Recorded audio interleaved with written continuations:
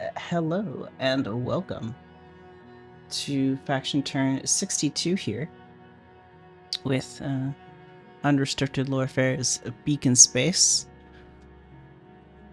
The music seems to be too quiet now, but we might just live with that.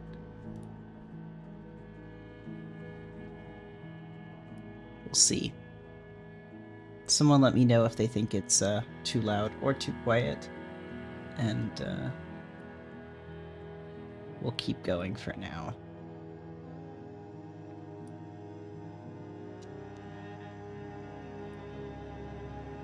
With that said, welcome on in. I am Xavier Storditz, your host for today's episode, as we run through our second to last faction turn here.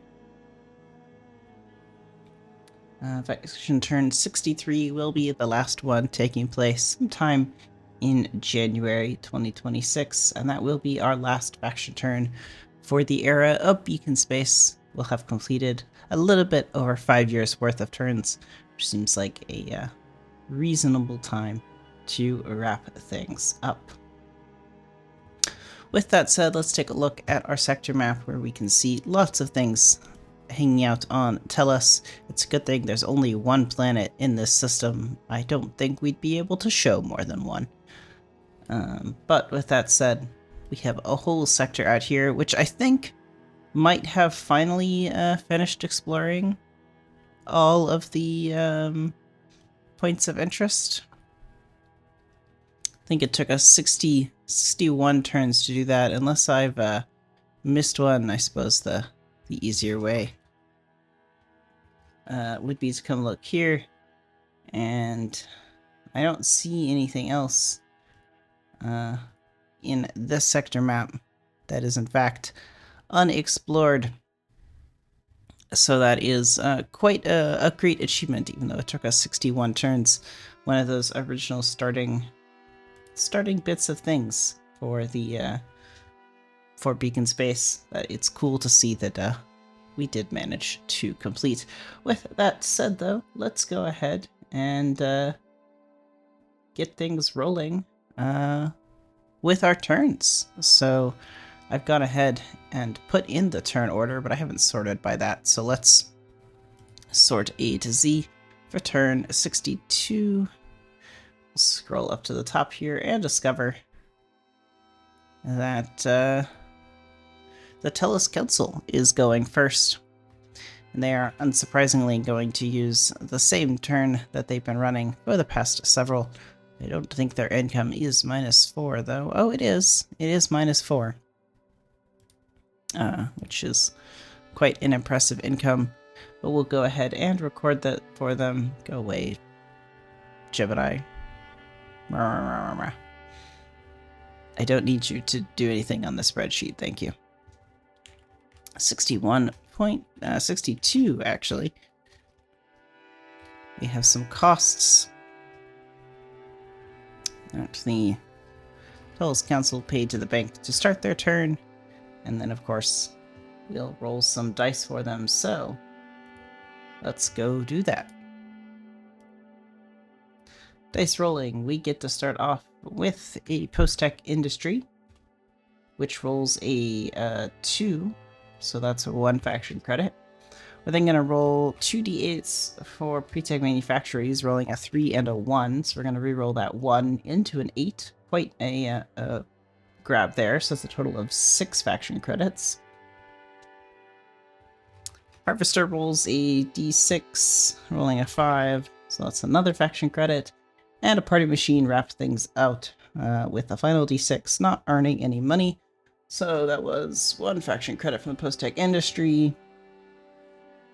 3 plus...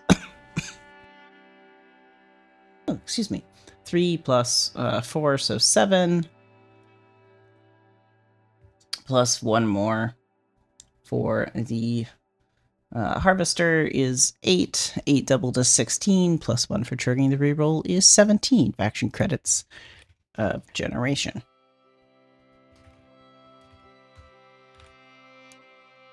Congratulations to the Tellus Council. That wraps up their turn, and we'll move on to the Assembled Commonwealth, who are taking second this turn. They're going to be taking the Blood, the enemy goal, which requires the summation of their stats, so a total of 16 damage to be dealt.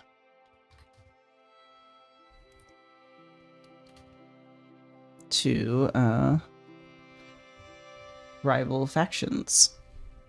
We do have some movements to process first, though, before we run some attacks for them. Harvester needs a 3, not a 2. Let's go double check. The Harvester rolled a 5. Okay.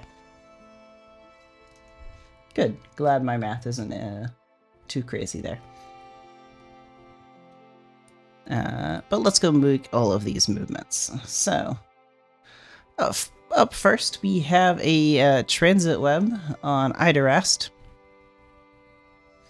That is going to move a bank on Longzato. It looks like there's a small small thing there from Longza. It looks like there's a autocorrect has gotten out of the way somewhere. Moving a bank from Longza to Idarast. So that costs a faction credit. Then we're going to use the transit web on Idarast to move itself over to Coritas.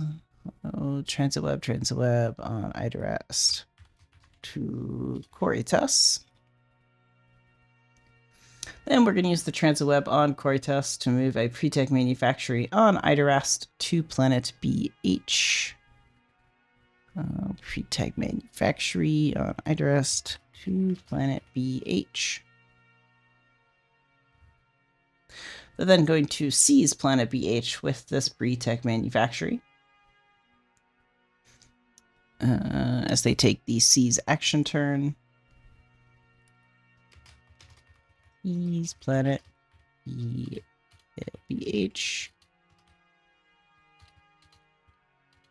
There's nobody there, so it automatically progresses to 1 out of 3.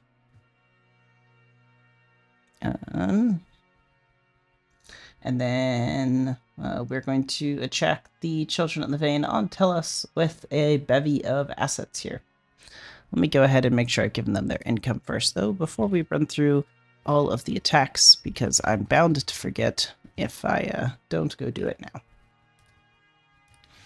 Okay, so on Tellus, there's all kinds of things here. We have 2 hostile takeovers, 3 commodities brokers, an Armageddon mech, and 2 grab take formations, which are all attacking with advantage due to Imperialist. So, let me go through the defenses here. So,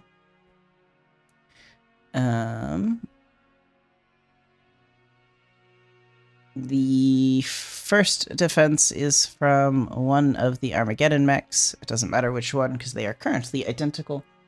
So the first hostile takeover is attacking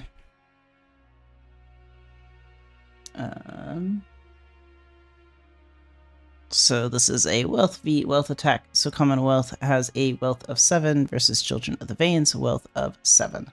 So we'll have the attackers roll first to be consistent.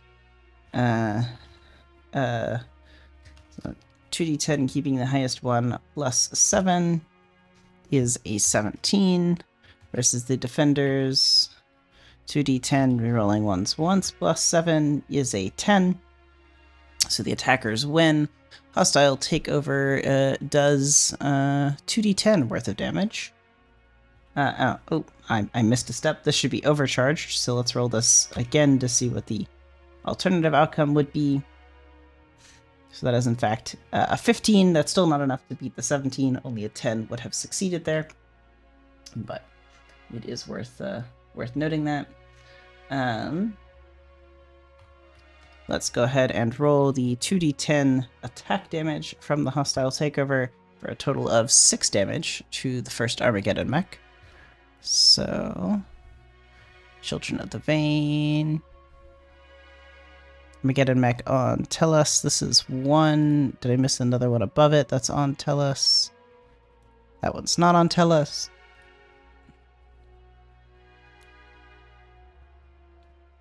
Okay, that's the other one on Tellus, so this is the one up on top.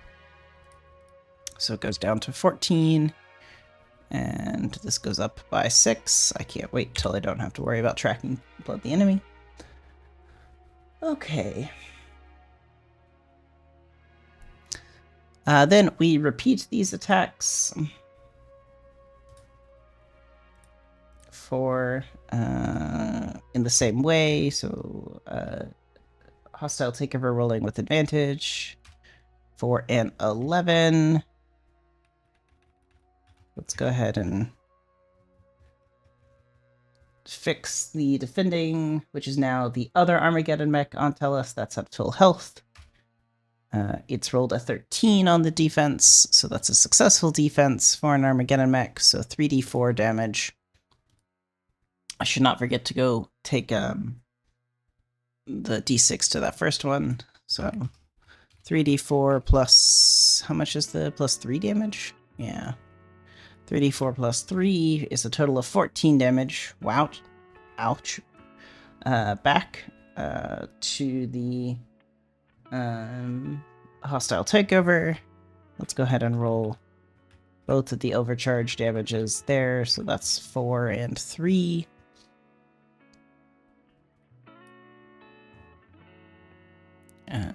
Asset tracker. So this one should be actually at 10, and the other one should be at 17. And then the hostile takeover took a total of 14 damage, so this one's dead. Oh, excuse me.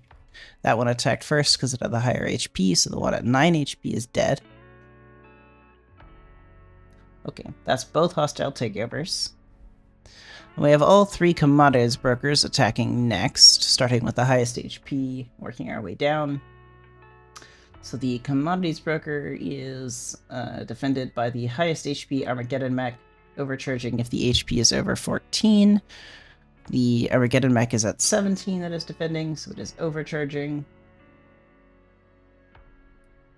So this is still wealth attacks from the commodities brokers. So the rolls are, the attack roll and the defensive roll is the same. So that's a 14 for the attackers and a 17 for the defenders. So we get the same damage roll of 3d4 plus 3 for 9 damage and d6 damage to the asset itself. So 9 damage back to the first commodities broker. Takes it down to 1 HP. The 17 HP goes down to 14. Okay. The second commodities broker, we defend with the highest HP Armageddon mech and overcharge if its HP is above 7, which it is. It's at 14. Because the other Armageddon mech is at 10. So we have the same set of rolls. The attackers have rolled a 12. The defenders have rolled a 15. So this is just the same roll there for 10 damage back, destroying a commodities broker, but taking 6 damage to itself. So that commodities broker, this one goes to 0, and Children of the Vein, Armageddon mech down here takes 6 damage. Well, that's right, I could use the new split view, but that seems silly. Nobody else will be able to see things. So this goes down to 8. The final commodities broker is defended by the highest Armageddon mech, which is now the other one because it's at 10. It overcharges because it does more than 7 HP. Attack rolls are the same. Attackers have rolled an 11. The defenders have rolled a 12. And then they rolled 13 damage, and the self-inflicted damage is 4. So this commodities broker dies. This Armageddon mech goes down to 6.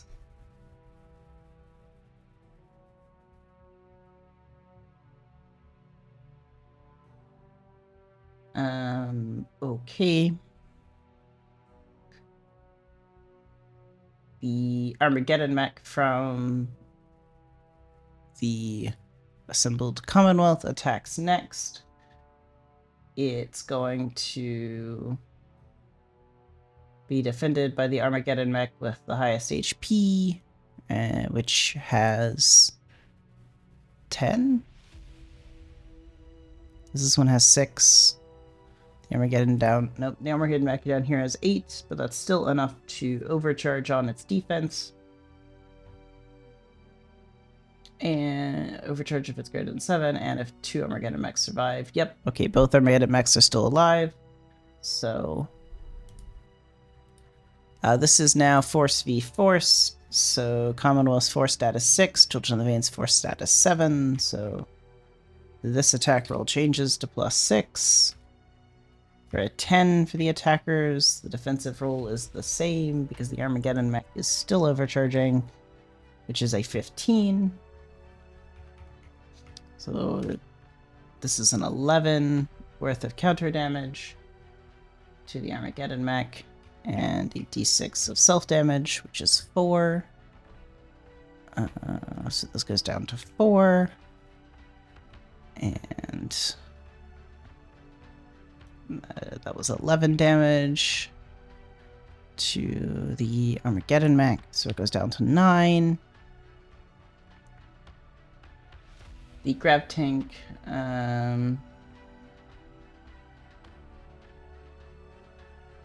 first Grav Tank formation is attacking next. It's defended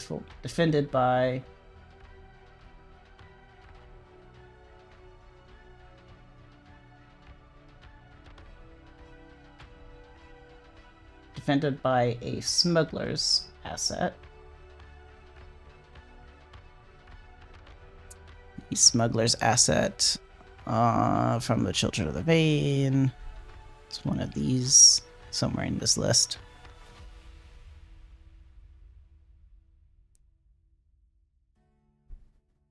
There it is. So it's defending. It has no counterattack damage, and it cannot overcharge. It is defending against a Grav Tank formation. So the attacker's roll is the same for a 12. Defender's roll is just a d10. For a 14, there's no counterattack damage here. So we move on to a repeat of this attack for a 13 for the attackers and a 9 for the defenders. So the Grav Tank formation manages to get a shot off this time for 2d10. 2d10 plus 4 for 15 damage, but of course the smugglers itself only has 4 damage.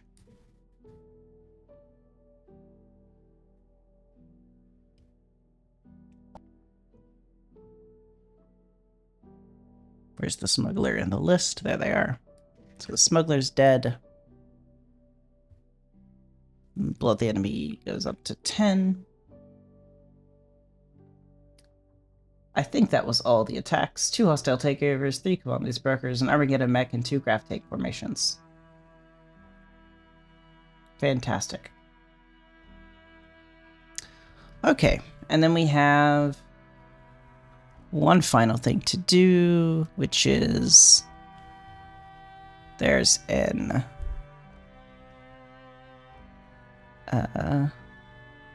Anchorage Station here, which is going to move itself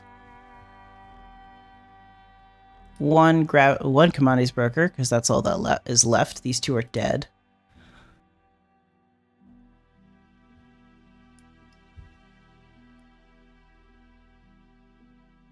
Let me clean this up.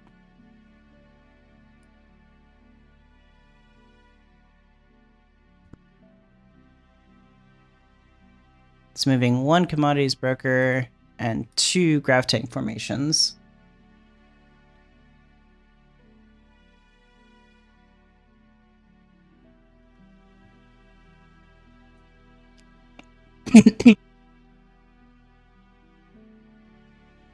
Oof, haven't talked much today. Didn't think that was a problem. These are going to all move back to Idarast.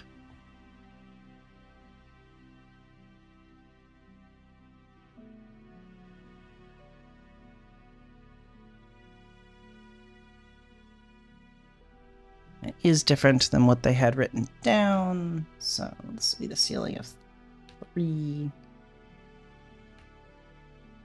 So it'll cost them a faction credit less. How exciting.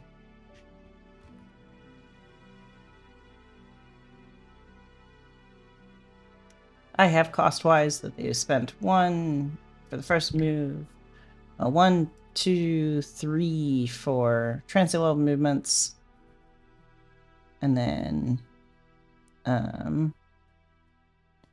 6, so an additional 3 for that Anchorage Station movement at the end, so that's a total cost of 6 faction credits.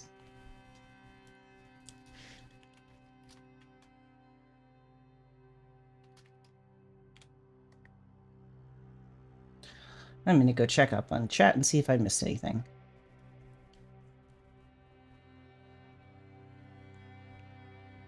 I think I got the overcharge damage that was asked for about Interfriend.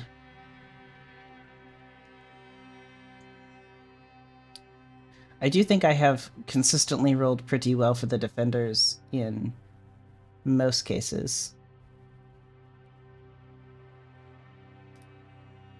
Yeah, the hostile takeover is not listed on the things to move.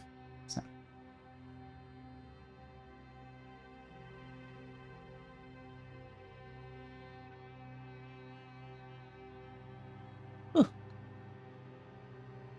All right, that wraps up the assembled Commonwealth's turn, and they didn't complete Blood the Enemy yet. Up next, we have the Jailers, coming in a third this faction turn. We're going to continue this trend of attacking after we move some assets around. Oh. There. Now it's valid. It says they're attacking. Okay.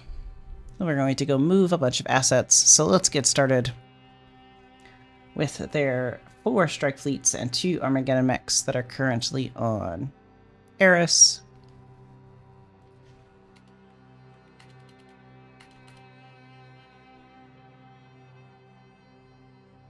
Everything on Eris is moving to Quetzalcoatl.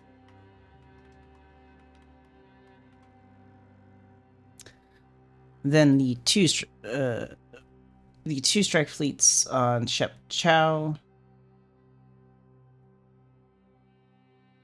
are moving from moving to planet DG, but not the Armageddon mech.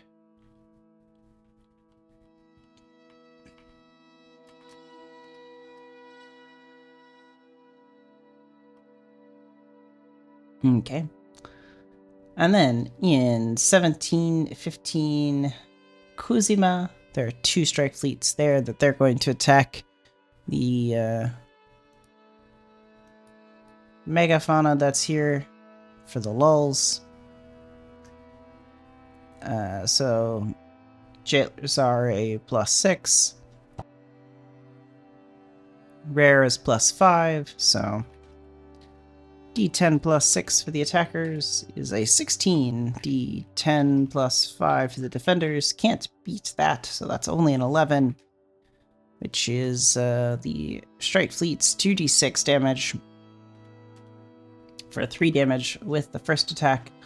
We'll go ahead and roll the second one here before we do that. The defenders win this time with a 14. So a d8 plus 1 for 7 counterattack damage.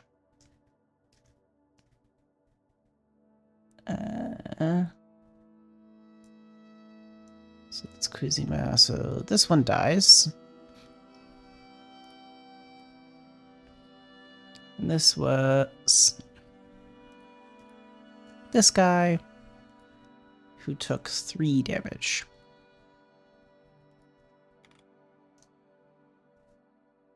How rude. On planet DG, the 2 strike fleets that have moved in are going to attack the Ascended Epistratum.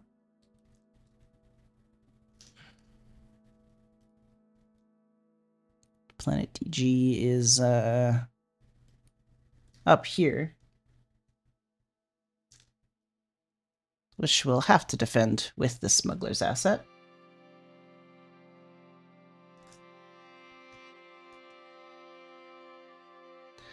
So, same attack roll, d10 plus 6. This is Force v Force, for Ascendant's Force is plus 5. The attackers roll a 15. Defenders have rolled a 10. 2d6 damage.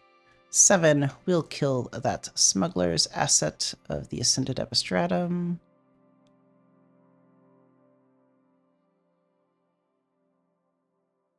Very sad. Delete row. Whoop. Fantastic. Over on Sept Chow, the 1 remaining Armageddon mech will be attacking the Tahora Y. Tahora Y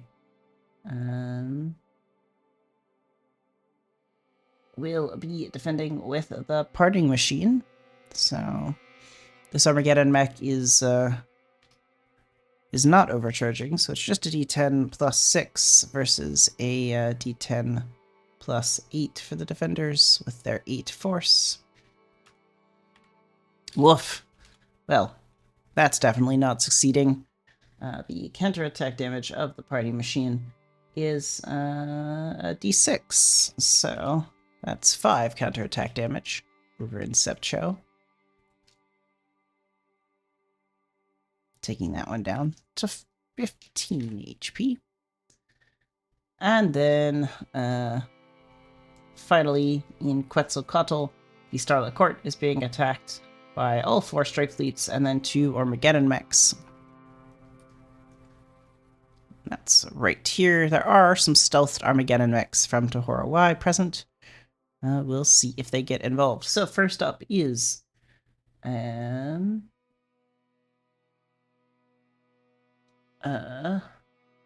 going to be that first strike fleet. Let me go locate their defensive orders because I failed to copy and paste it in time.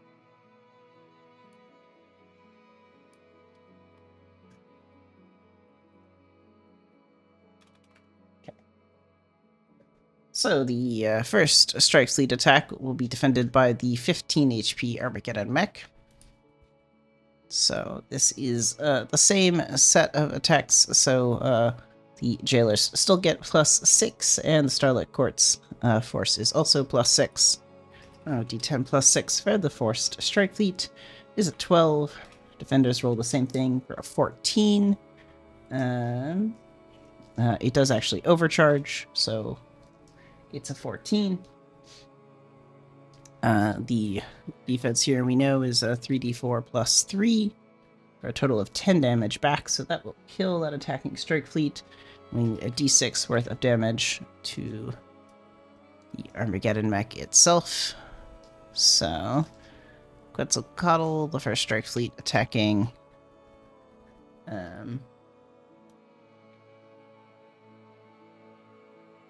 was a 3 HP one. So this guy dies. Delete row. Goodbye, row.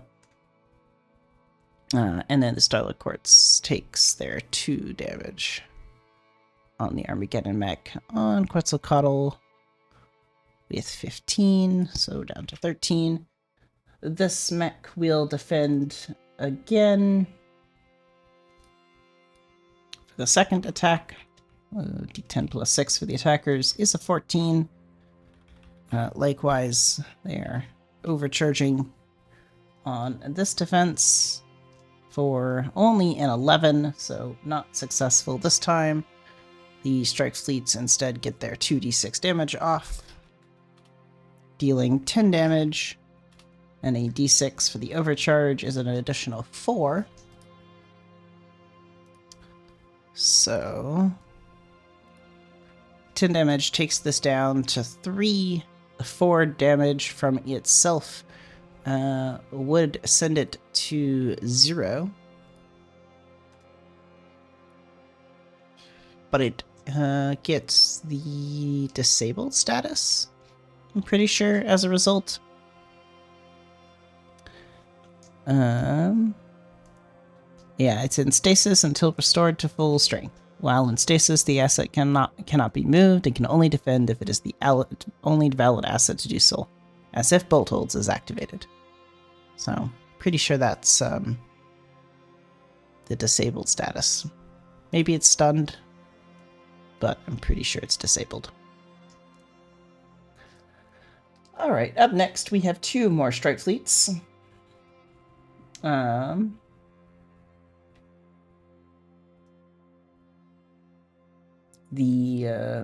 This Armageddon mech, the next attack is defended by the 13 HP Armageddon mech down here. So E10 plus 6 for the attackers is a 16. The defenders are going to roll also a 16, so that is a tie, which means they both get to deal damage to each other. So we'll start with the attackers. 2d6 is 8. The defenders roll 3d4 plus 3 for 9 damage, and the overcharge is an additional 4. So this takes 8, taking it down to 5. 4 self-damage takes it down to 1. Woof. And the 9 counterattack damage to an 8 HP attacking strike fleet from the jailers. It should be this one, so that we are following the top of the line rule.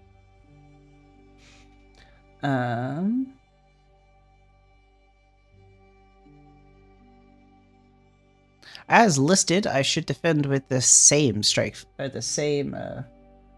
Armageddon mech, so we will do that. D10 plus 6 for the attackers for the final strike fleet is a 14. The defenders are still overcharging to get a 15, so 3d4 defensive dice is 10. That will kill a strike fleet, but we do need a d6 guaranteed to send a second Armageddon mech into stasis. So 0 and disabled, but this strike fleet is dead. Delete row. Fantastic. And then finally we come to the 2 Armageddon mech attacks, which the Tahora Y will block with their own Armageddon mechs, overcharging on both defenses, giving them a force 8 with advantage. So jailers are attacking without overcharging, so that's a d10 plus 6 for 15, 2d10, keeping the highest one, plus 8 for the defenders is a 16, so the defenders win. You deal, of course, 3d4 plus 3 counterattack damage, as we've seen quite a bit, for 13. They do inflict 6 self-damage. And an asset did have to leave stealth to do this. Tahora Y, Armageddon Mech around Quetzalcoatl. So this one loses stealth because it's the first one in the list. And it took 6 self-damage, so that's down to 14. And up here, the Jailer's Armageddon Mech on Quetzalcoatl had 12. I think it took 13 damage. So this one is dead.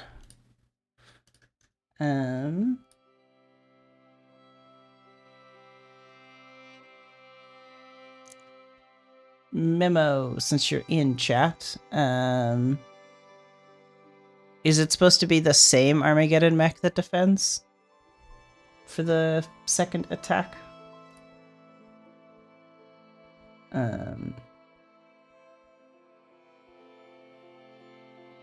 Because you say with our Armageddon mechs, plural, but nah, okay, so you want both of them to lose stealth. Okay. Just thought I would double check before I took stealth away from both of them.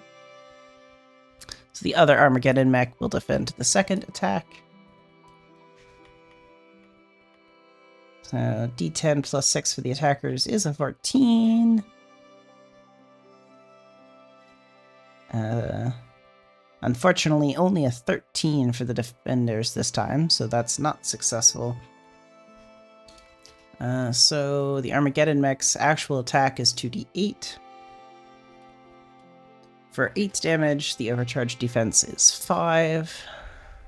So this goes down to 12 and then 7.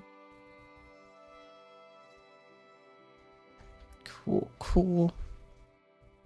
And that other Armageddon mech from the Jailers lives to fight another day.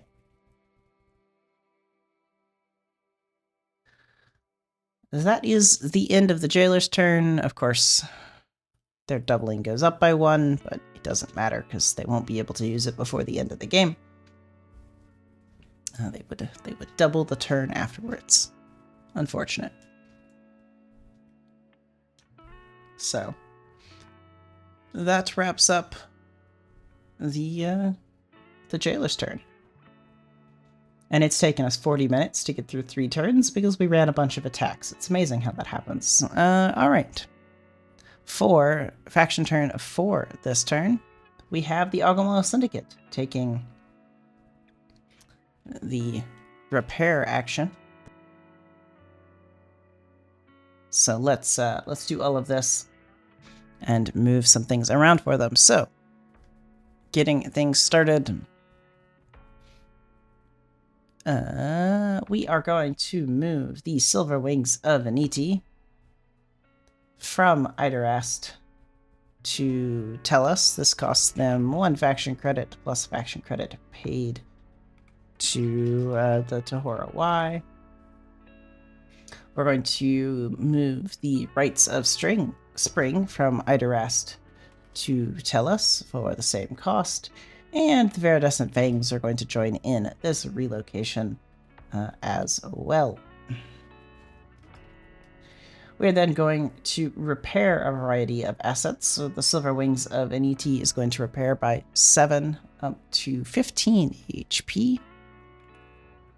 And the Rites of Spring is going to repair up to 19. And the Viridescent Fangs will repair up to 18. That cost 1, then 2, and then 3, so a total of 6 faction credits for all of those repairs.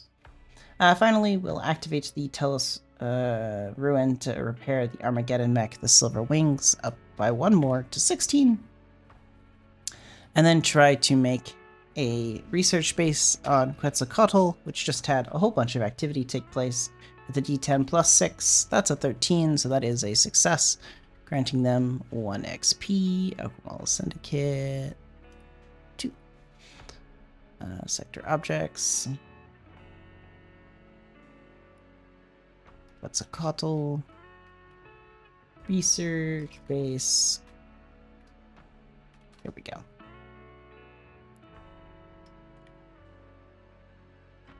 Fantastic. That seems about it. I have to give them some money sure they would appreciate that. For their income of the turn of 6 faction credits. And their costs, both to the bank, a total of 9 faction credits, and then to the Tahora Y for 3 more. Fantastic. That wraps up their turn. Up next, we have the Ascended Epistratum,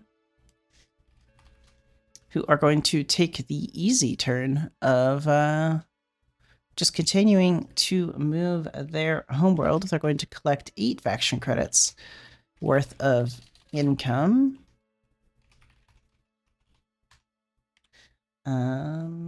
And that's it. They're not going to spend anything on their turn. They're just going to accelerate their move by taking the action to actually move their homeworld. That way, it gets done by the end of the turn, because this will now actually progress up to 9, so no matter what action they choose to take next turn, they will have relocated their homeworld to end the game. Pretty exciting stuff. Up next, we have the Tahora Y, collecting an income of 17 faction credits, and then taking the inside enemy territory goal that, as currently previously established, will no longer complete, given their choice to defend some attacks elsewhere in the sector. But we will go ahead and run everything else that they submitted for us. So first up, we need to roll a d6 to see if they've gotten a party machine income, and they do. That's +1 faction credit to generation. To the credit generation, Tahora Y1. Then we're going to use the Space Marines that are currently located on Matengawa. The Space Marines Matengawaku. They're going to move their way to Tellus for free. We're then going to activate the covert shipping Ian Berksnot to move the distorted lens, the Eclare Bengarina. This one from Penagar to Sept Cho. At cost of action credit, we're going to activate the covert shipping Rays of Lights to move the Surveyors Oraro from Tellus to planet BG for a faction credit. We're then going to use the Surveyor's ability to move themselves to move from planet BG to planet BS. We're then going to use the Armageddon mechs, the Black Gorob, and the Dreke Owera to move from Quetzalcoatl to Eris. To move from Pulahan to Hex 0208. I'm ahead of myself. Nobody refresh the map. It's going to break now. 0208 for Black Gorob and Dreke. There. And then the Loud and Proud and the Carduts and Lampas, which are the 2 on Quetzalcoatl, are moving to Eris. That's one. Where's the other one?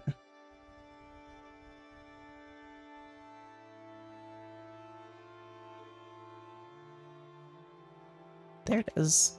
Move that to Eris. We have an unnamed Armageddon mech that is on Tellus that is going to move itself to Dyne and still not be named. Definitely not suspicious. Move this out to Dyne. We have the Anchorage station, the Matika Tarenga, that is going to move from Tellus to Dyne. We have the Anchorage station, the Batuk, that is going to move from Tellus to Heliocytus. And then we're going to use the capital ship, the Kapuho Ramana, to move from Dyne to Heliocytus.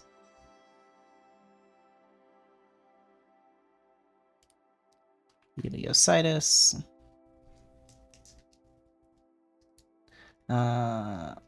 in the revised charts, we're going to add some systems, giving them a +10 to their constellation bonus, and establish moons over the planet BS.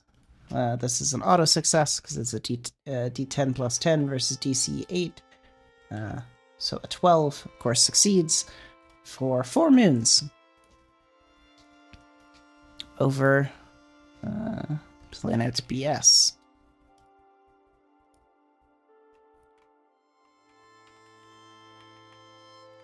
Moon 91, Moon 92, Moon 93.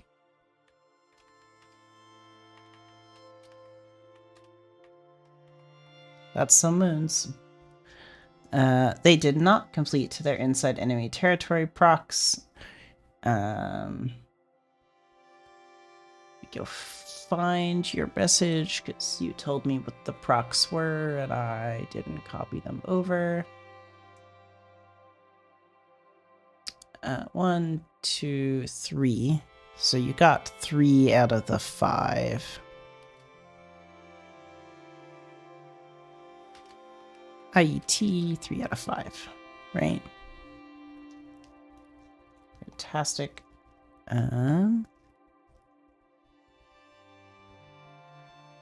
So this is 3 out of 5, but you did still spend 9 faction credits.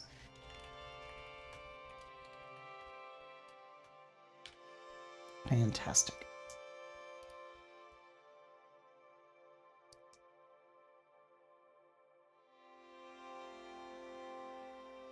There we go. That wraps up the Tahora Wise turn, which means we move on to the Children of the Vein, who continue our attack trends.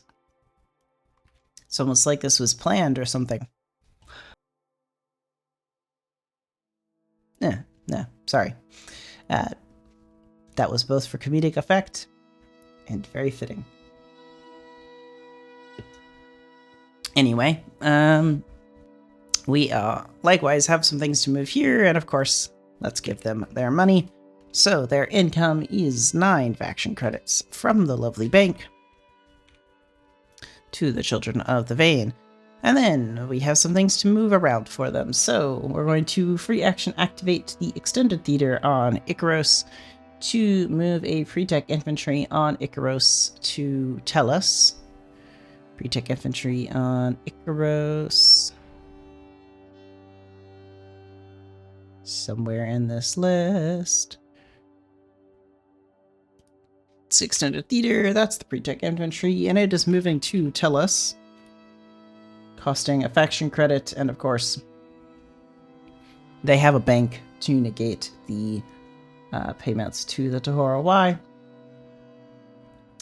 They're then going to heal an Armageddon mech on Tellus using the Tellus Council effect. They didn't specify which one. I suspect at the start of the turn it was more clear. So the ones on Tellus. This one was 6. And the other one has 4. I don't know if one at 7 versus 1 at 5 is statistically better for them.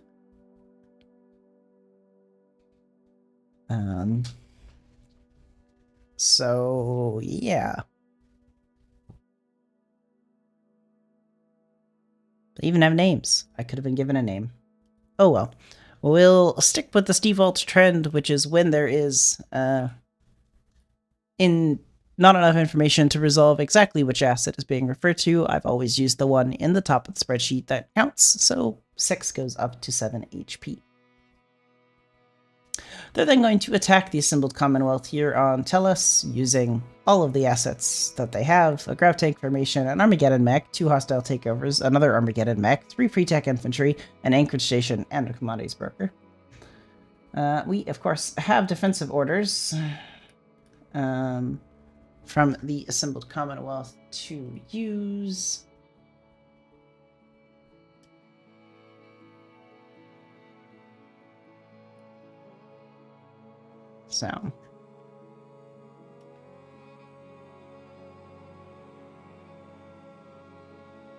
So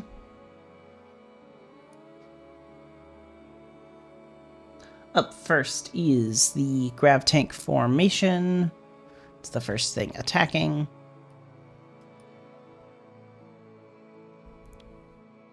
So this is Force v First. Vane has a force of 7. Commonwealth has a force of 6. So rolling a d10 plus 7. Reroll ones once. Oops, reroll 1 plus 7. That is a 14 for the attackers. The defenders roll a d10 plus 6 for a 14. Normally that would be good enough, but I do think, or if I'm recalling all of the tag interactions here correctly, Gene Rout might gives them a win on ties. Yep, they always win ties. That is the attackers winning this roll.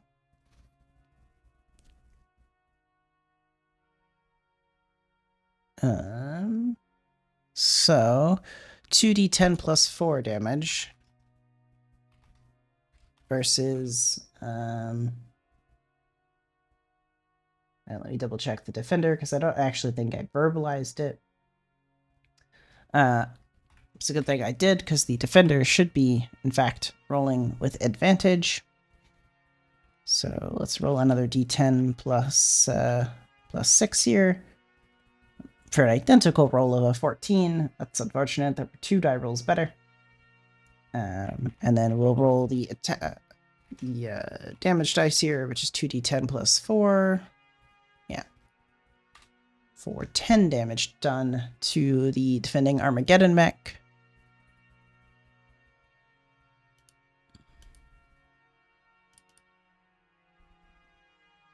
To find the Assembled Commonwealth, they have an Armageddon mech on Tellus.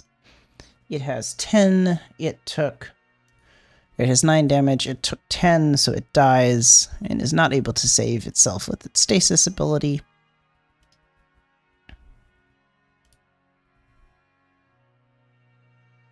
So that was 9 damage. We hit another Blood the Enemy tracker.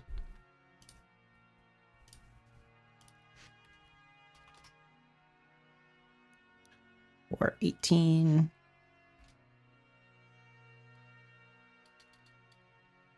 Nine out of 18. All right. The second attack is with an Armageddon mech.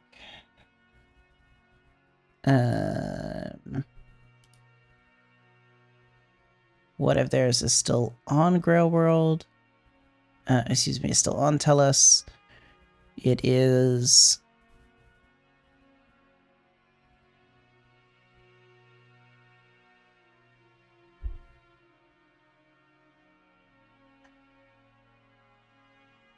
And level text, yeah, they didn't.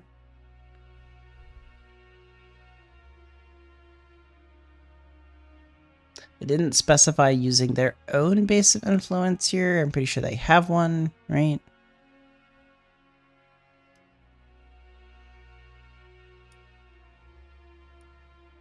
They don't. Okay. So they don't have a base of influence to soak with. Okay. Up next. Oh, this living thing shouldn't still be on Tellus because it's commodities broker, right? It got moved back with the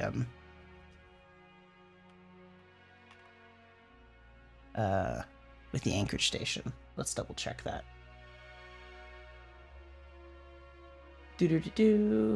Yep, the commodities broker, I just missed moving it. So let's fix that. So this means the only thing left on Tellus for them is a hostile takeover at 10 HP.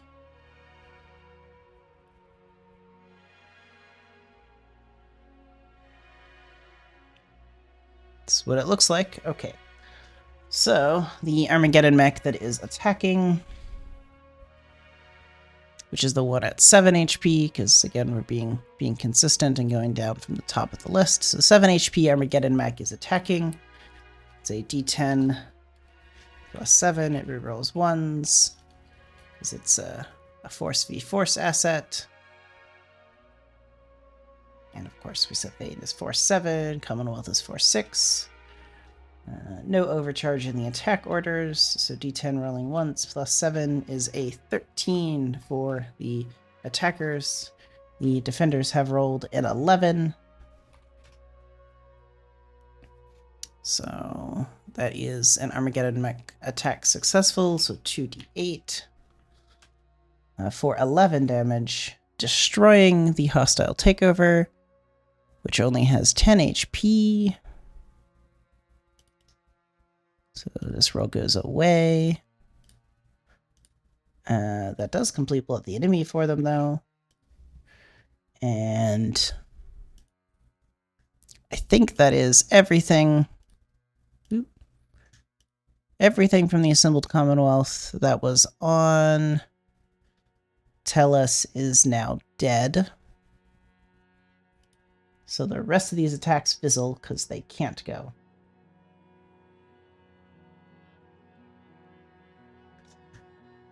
That sounds about right.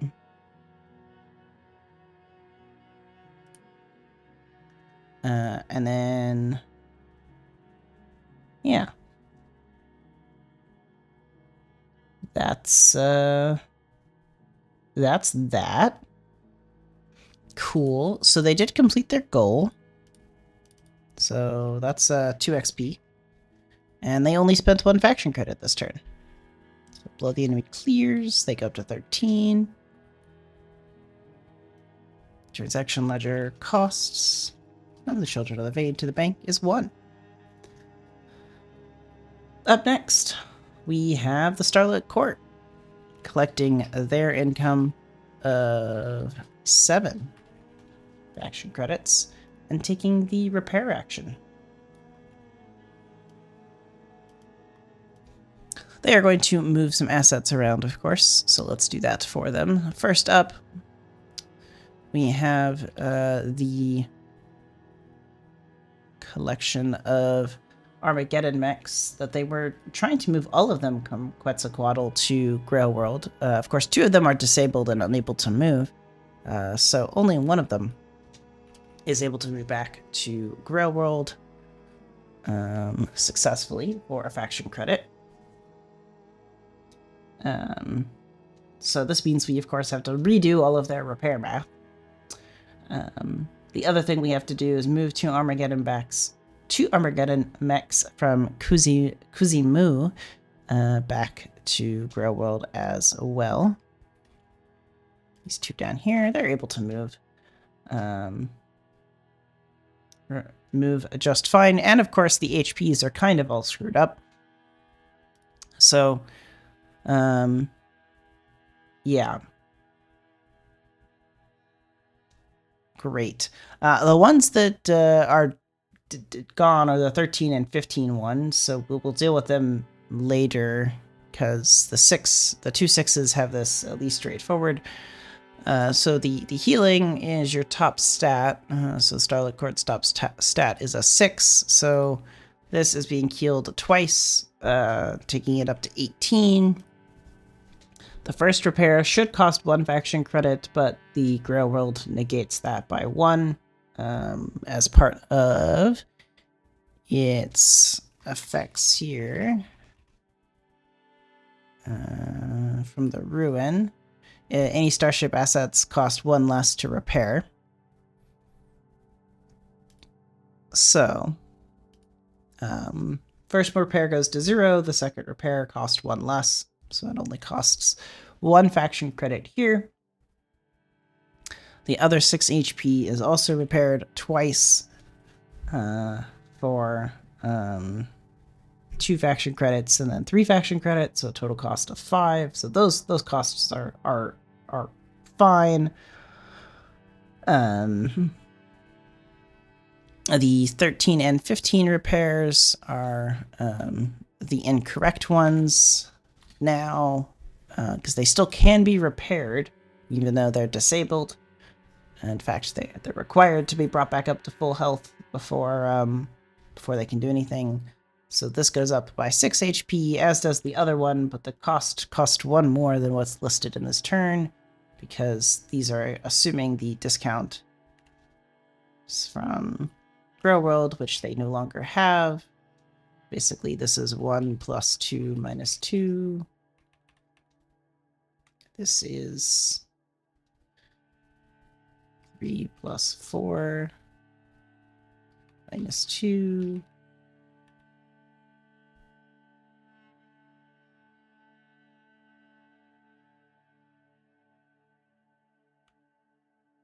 Oh, they just didn't account for the discount on these, so these numbers are actually correct, even though they were written beforehand and I didn't fix them? Or maybe I did fix them? Anyway. Yeah, so that's what they should be, so 5 and 6. And then we'll roll for that in a second, so that's a total...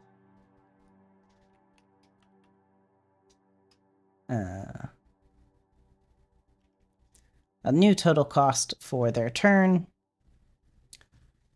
But they only needed to spend this to move 1 Armageddon mech. So, congratulations. I think the total costs are still the same though, because 2 less here, but 2 more here. So 20 faction credits. And then we need to add a research base to Sihi. Congratulations, that's an 11. Sector objects, Sihi.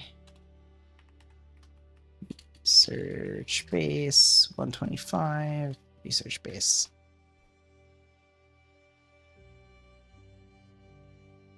That gives them an XP, taking them up to 6, and they spent 60. They spent a 20 this turn.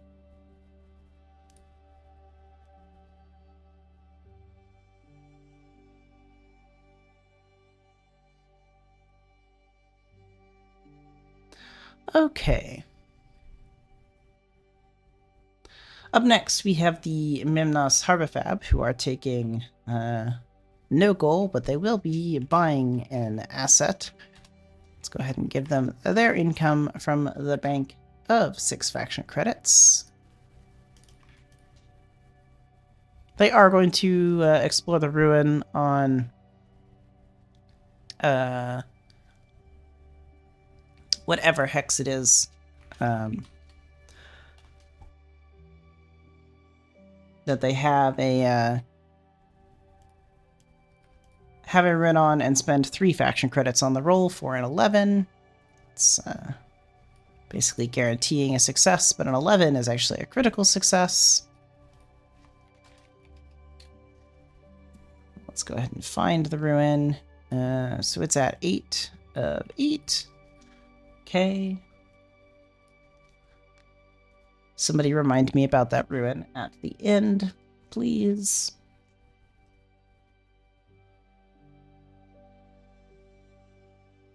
And then we'll buy them a strike fleet.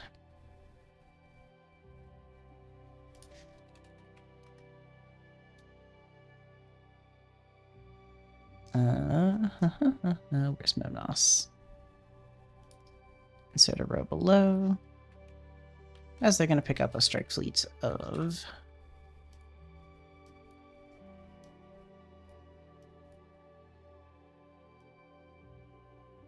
on resilience 6. Oops, purchase sickness not protected.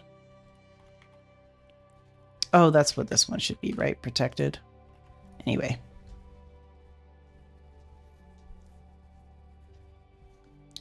That wraps up their turn, and they spent a total of 13 faction credits.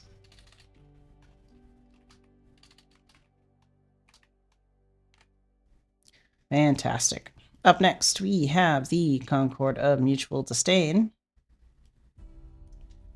taking the Scout A system goal and collecting their own income of 8 faction credits.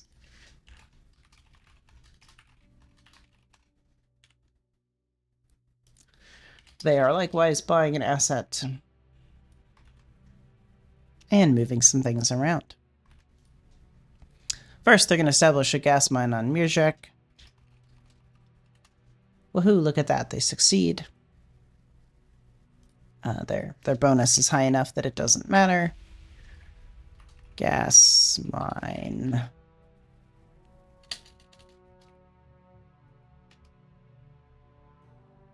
$12.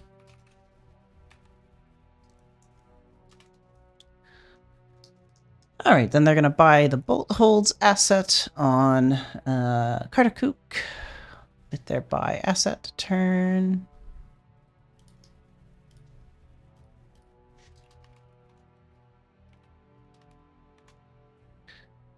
Bolt Holds, which is of course a pretty cheap purchase, only costing them 12 faction credits. Kartakuk. Then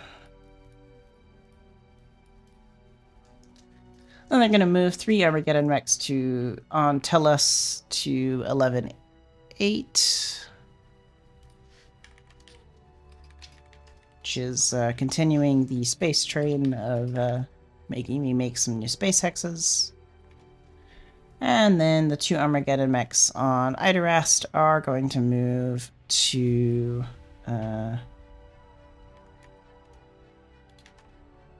11-10. Again, to make me put in some space hexes. And we're going to have the smugglers in 05-18 make their way on over to planet CD in 0516. Where are those smugglers? 518. Here they are. 0516. Planet CD. They get 1 XP for their gas mine, and then we'll go charge them their cost for the turn, which I put at 12 from the purchase, and then plus 6 for all of the movements, so a total of 18 credits. Up in 11th, we have the Emerald Triumvirate. Roll 3d6. That's a 4, 6, and a 3. I think that's plus 1 faction credit for all of those, giving them a generation of 3 faction credits.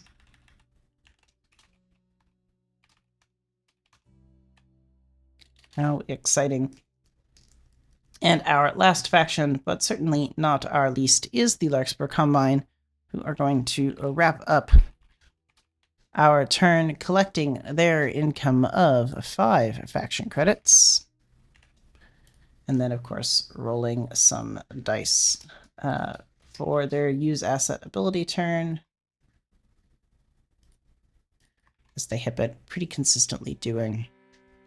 2d6 for the party machine. 2 more d6 for 2 different post-tech industries. And a harvester with a final d6. Let's be polite and use their... Oh, it's only d10s, that's right. So nothing for either party machine. Plus 2, plus 1 is 3, 4 faction credits of generation for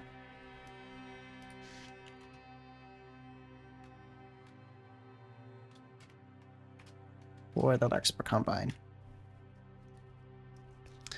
We do need to do something for the Megafauna this turn, though. They got attacked, and yeah, this guy's not too happy about it. A fight back here by rolling a d10 plus 5 versus the defender's d10 plus 6, because it's their best stat. So 14 versus a 7. And gets to do his attack damage of 1d10 plus 2 for a total of 4 damage to that surviving jailer's strike fleet in orbit around Kuzima. Which I swear they've done just to annoy me. But Kuzima right here, 2 damage, will kill that strike fleet. So it is gone. And yeah, that is it for all of our faction.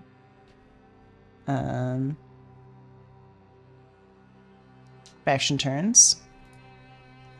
We do need a faction for this. The Larsberg Combine, in fact, are receiving another distorted lens, assuming they're able to. Let's see why they're not. Yep, nope, they've got 2. So insert a row below. Just copy this entire row. Except this one. This one is Purchase Sickness again. It's really funny. The way that works, and we do, of course, have a ruin reveal. Ruin explored.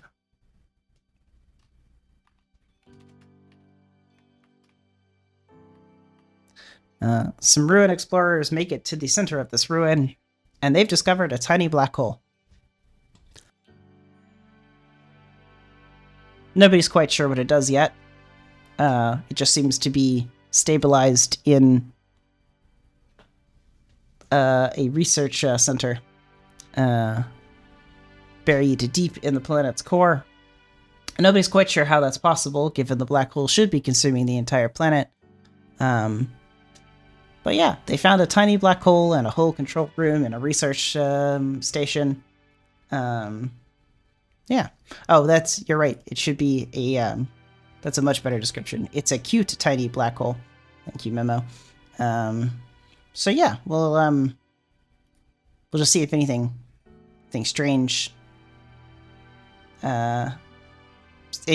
happens. We'll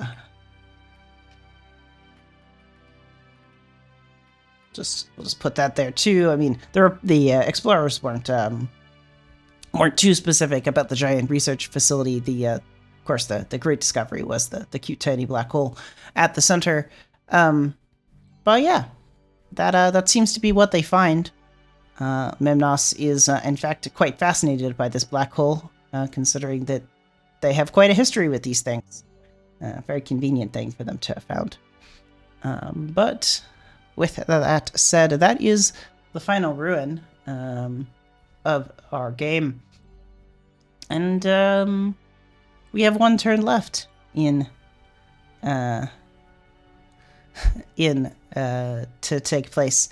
Sometime in the beginning of 2026 in January, we'll have our final turn, faction turn 63, wrapping up. And maybe leaving some different threads open as to what our next story may tell. With that said, I will leave you there. We will have some time off for the Christmas holidays, so you should expect, turn order will go out like normal next Tuesday, but we'll take a little bit of a slow crawl towards our final turn. I won't force people to have any sense of a rush over the holidays.